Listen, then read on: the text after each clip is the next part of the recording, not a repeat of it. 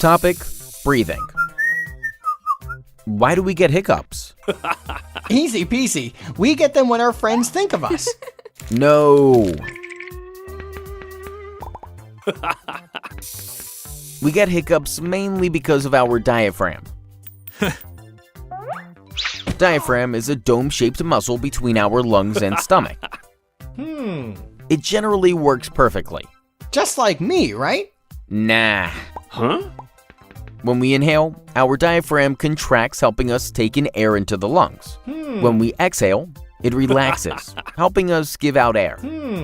However, sometimes this contraction does not happen properly. One of the reasons is excess eating. Eating too much too quickly causes our stomach to swell, causing discomfort to our diaphragm. Due to this, our diaphragm contracts irregularly in a jerky way, making us suck air suddenly. This air rushes through our voice box, making the vocal cords to close suddenly, creating a hiccup.